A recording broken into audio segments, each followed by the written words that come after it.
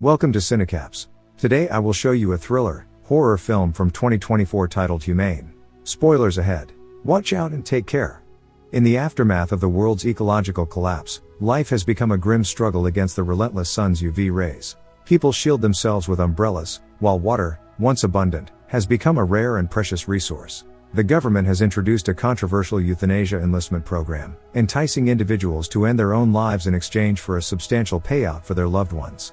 With the situation growing increasingly dire, world leaders have mandated that 20% of the population must be euthanized by the year's end. However, with only 3 months remaining, the compliance rate stands at a meager 9%, far below the target. Charles is a retired wealthy newsman. He has invited his grown children to make a shocking announcement that no one is ready for. As his wife, Dawn, a professional chef, prepares dinner with ingredients now considered scarce, the father empties all of his alcohol into the sink, savoring one final glass before reflecting on his children's past. Jared, the eldest son, is a cocky anthropologist professor who believes the law doesn't apply to him. Using his father's wealth, he has made a name for himself, even appearing on national television. His daughter, Rachel, has brought her daughter Mia with her, despite Charles clearly stating that it's adults-only evening. Rachel considers Charles more of a nuisance and can't wait for him to disappear. Meanwhile, Noah, the adopted child, finds himself hesitant to approach the house and seeks comfort from his girlfriend through a video call. He has significant news to share himself, but doesn't wish to overshadow his father's moment. Just as Noah contemplates leaving, his sister Ashley arrives, urging him to join the gathering. Ashley proudly announces her commercial audition for a video game, her nonchalant demeanor bringing a sense of ease to Noah. While Ashley fetches a jacket, she notices text messages between Noah and his girlfriend. Noah reveals his big secret: he met her through recovering addicts meetings. Noah wishes to keep his relationship private for now. Ashley and Noah have shared a close bond since childhood. She promises he can count on her. Coming into the house, Noah is apprehensive about facing potential backlash from his father, but to his surprise, he is warmly welcomed by Charles. Finally, it's time for dinner. Dawn serves a spectacular Japanese appetizer. It's like a work of art. Charles raises his glass, expressing his gratitude for everyone gathering this evening, and apologizes for his work keeping him too busy to spend time with all of his children. Rachel can't help but make a snarky remark, which surprisingly, Charles agrees with, catching his children off guard with his uncharacteristic attitude. Just as the dinner is coming to a close, Noah gathers his willpower to announce his news, but before he could, Rachel wants to know why the F Charles has gathered them all here. Finally, Charles breaks the news: he and Dawn have decided to enlist. The weight of this announcement hits the kids hard, and Rachel quickly urges Mia to go watch TV. As tensions rise, Rachel starts running her mouth, prompting Charles to snap. That's the father they all know and love. Charles then calmly explains that the government is forcibly enlisting people, and he doesn't want to see his children drafted. However, Jared counters, pointing out that the legislation only permits one person per family to be drafted, meaning they would be safe if Charles took the hit when someone would be called. Still, Charles refuses to listen, believing this is the right thing to do. Dawn then explains that since both Charles and she are public figures, it would set an example. But Ashley doesn't buy it, believing it's Charles' last effort to leave some kind of legacy so he would be remembered. Noah snaps. Just as their father apologized for not spending enough time with them, he goes on to say he wants to enlist. Later, Noah shares his belief that the government is lying about the low enlistment numbers, trying to persuade his father not to go through with it. However, Jared dismisses it as just another of Noah's conspiracy theories. Jared fully supports the program, believing the government has no reason to lie about it, which makes Charles question how much Jared really understands. People are pointing fingers and refusing to take accountability, including Jared, who keeps downplaying Noah and associating him with junkies. Ashley has had enough and accidentally blurts out about Noah having a recovered girlfriend. Jared scoffs. But after Noah shows Charles her picture, his father comments on how lovely she looks. Charles is happy to see Noah doing better. As he goes to find Dawn, he comes back with only a note. In the note, Dawn apologizes, saying she can't go through with the enlistment. Suddenly the doorbell rings. Mia answers it, finding the Department of Citizen Strategy, or DOCS. They're there to collect people who enlist. Charles wants to delay their enlistment, but he can't even speak as Bob keeps yapping, confusing the family with his cheerful attitude. Charles invites him inside and explains how Dawn got cold feet, and he doesn't want to go through with the procedure alone, asking Bob to come back another time. There's a long pause as Bob's demeanor suddenly changes, and he asks Charles to speak in private. In Charles' office, Bob hands him the cancellation form. As Bob surveys the virtuous life Charles has led, Charles carefully goes over the documents. Suddenly, he jumps up, proclaiming that he can't agree to such terms. But the contents doesn't leave him much choice. As Noah plays a beautiful piece on the piano, Charles' children struggle to understand what changed, why he suddenly decided to go through with it without Dawn. As Bob administers the serum, Charles doesn't reveal much, he simply expresses his love to his children and wishes them well, and slowly falls asleep forever. With the kids still in mourning, Bob delivers more shocking news: he needs a second body. Noah tries to send Bob away, but an armed team enters. Bob explains that they have 2 hours before the next appointment. Mia is exempt from selection due to her age, but the others face a grim reality. Docs, a private company hired by the government, pays for each enlistment. Jared's threats to contact higher-ups are futile. The electronics are disabled, rendering outside help impossible. It's revealed that Charles never signed the cancellation papers because doing so would result in frozen bank accounts, loss of assets, and imprisonment for life. Bob profits either way. In a desperate attempt to influence the situation, Jared mentions his connections to powerful people, but Bob remains unfazed, stating that the rules apply to everyone. To aid in the selection process, Bob presents personal notes on each family member, compiled from their digital footprint. The revelations are damning. Jared's son wishes for his father to enlist, Rachel faces professional and personal struggles, and Mia is targeted by bullies. Rachel's frustration boils over, leading her to punch Bob. Left with the decision, the family must choose who will take Dawn's place. If they can't decide, Bob will make the choice for them. As the guards patrol outside and Bob occupies himself with solitaire, Charles' children retreat to their respective rooms to review their files. Ashley is devastated to find her career labeled as insignificant, prompting a fit of frustration. Meanwhile, Rachel begins to contemplate alternative solutions, and Jared experiences a panic attack. Gathering by the stairs, Jared suggests that Noah should be the one to go, citing his status as the adopted child and his history of substance abuse, plus the car crash claiming one life. However, Ashley counters by proposing they put it to a vote, nominating Jared. As tensions escalate between Ashley and Jared, Rachel watches with a knowing smile. Noah finally speaks up, apologizing for being a burden on the family, but expressing how he has since turned his life around and found love, giving him hope for the future. He urges them to face this challenge together.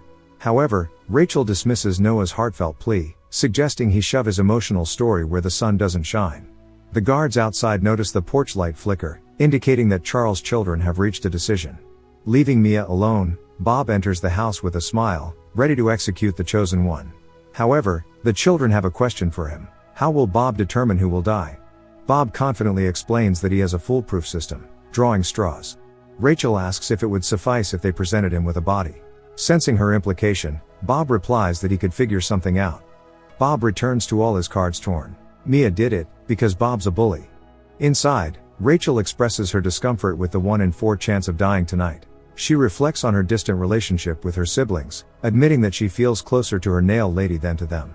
Then, she suddenly pulls out a knife and lunges at Noah, accusing him of not deserving their father's wealth. Jared, unsurprisingly, sides with her. Rachel's plan hinges on persuading Ashley to join forces with them, arguing that if she wants to live, this is her best chance. As Ashley clenches her teeth in silence, Noah interjects, "Nice try, but we're stronger than that." Ashley suddenly passes the knife back to Rachel. Oh, how the turnings have tabled. Then, Ashley drops a bombshell. She stumbled upon an email from their father. He had paid off the family to drop charges related to a car crash, to the tune of $3 million. Jared grabs a fireplace poker for himself, while Rachel tosses Ashley some pepper spray. The 3 siblings encircle Noah, but instead of waiting for them to make a move, Noah strikes first. He makes a dash for the next room, but Jared is hot on his heels. Armed with a trophy, Noah knocks Jared to the ground and pleads with Ashley to reconsider. However, Ashley has already made up her mind. As Noah runs, Rachel lunges a knife at him. Meanwhile, Bob is fixing the cards with a stapler. As Mia goes to the bathroom, through radio Bob is notified that his team has secured Dawn. Bob quietly tells them to bring her to HQ. With only profit on his mind, he intends to secure another body from the house. Noah sustained some serious injuries, with the adrenaline to survive being his only chance at survival right now. In the bedroom, Noah's thoughts turn to his girlfriend. With determination, he sends her a message. Then, with a flick of his wrist, he tosses the phone far from the jammer's reach. Calm down. Noah arms himself and cautiously descends the stairs. As he navigates through the tranquil house, his senses on high alert, he suddenly catches a sound emanating from the main floor. Alert and armed, Noah methodically scans the room. Whirling around, he spots a shadow lurking behind the door. It's Ashley. Startled, she stutters out an apology for her earlier actions, admitting she's unsure of what came over her. Noah interrupts her. He's determined to resolve the situation peacefully, despite Ashley's warning about them having Dawn's knives. Still holding on to a glimmer of trust in Ashley, he instructs her to stay behind him. Ashley directs Noah's attention to a cherished photo, invoking memories of their close bond they once had. But it's a distraction. Rachel seizes the moment and nails Noah's hand to the picture. As Noah begs Ashley to help him, she flees away. Freeing himself, he falls into the adjacent room. Grabbing a bat, he neutralizes Jared, and as Rachel attacks his makeshift armor, he forks her. Once again Jared, who has done absolutely nothing throughout this whole time, starts to yap about how he isn't the bad guy here. Noah just cracks a few nuts and keeps walking. Turns out the sweetheart from the very start was a cunning witch. Ashley finally is able to incapacitate Noah. Back in the RV, Bob attempts to connect with Mia, but his mention of social media backlash against her mother triggers her. Despite her disrespectful attitude, Bob remains composed, attempting to convey the disparity between her privileged lifestyle and that of less fortunate families. He questions Mia about whether it's wrong to get rid of terrible people like her family, but Mia understands that's not what it's about. Bob simply enjoys witnessing death. Back at the house, instead of just finishing the job, they tie Noah up. Despite his vulnerability, none of them can muster the will to end his life. Noah's choice to trust in their better nature influences them. They settle on a collective decision to act on the count of 3. 1, 2, 3. Suddenly, a horn blares from outside. It's Grace, Noah's girlfriend. Grace captures the scene on video, offering a glimmer of hope to the siblings who believe they've been rescued. However, Mia's actions escalate the tension further. Grace rushes to seek assistance, but Bob commands his men to stop her. Rachel assumes Grace will serve as the second body, instead of Dawn, but Bob won't let this fly, forcing them back inside. Inside the house, the trio ultimately decides to eliminate Noah, convinced they're doing him a favor since Grace is now dead. However, as they ascend the stairs, Noah is gone. Suddenly, the power cuts out. Armed with weapons from the kitchen, the trio cautiously searches for Noah, unaware that he's right behind them, having witnessed the fate of his girlfriend. Upon opening a door, Ashley encounters Noah, who mercilessly stabs her. He then turns his attention to Jared, cutting him up before ultimately confronting Rachel, stabbing her through her cheek. As Noah goes to strangle Ashley, Rachel begs him to stop. She volunteers to go through the procedure. She is a terrible mother, begging Noah to take care of Mia. Suddenly Jared also volunteers. As the eldest, he should take responsibility. He apologizes for being a bad brother. Then Ashley explains that she has nothing to live for. She will do it. But Noah had enough. No one is volunteering. Noah wants to kill Bob. They quickly close up Ashley's wound with hot metal. Psych, didn't work. So Jared goes again and Ashley passes out. With time running out, Bob enters the house to see the outcome. He discovers Ashley's lifeless body and proceeds to carefully inspect the trio for any concealed weapons.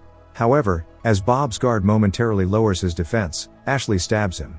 The others retrieve stashed weapons and hold Bob and the guard hostage. Jared takes charge, gathering machine guns from the other guards. Ashley loses consciousness and Bob tries to take advantage of the situation, only to be swiftly knocked out by Jared. As Bob awakens, bound to a bed, he maintains his facade of control, warning them of dire consequences if any docks employees are harmed. Well, since it will happen anyway, there is no reason to leave anyone alive. After some harsh words from Mia, Bob finally starts to realize that he's about to die and starts to plead for his life.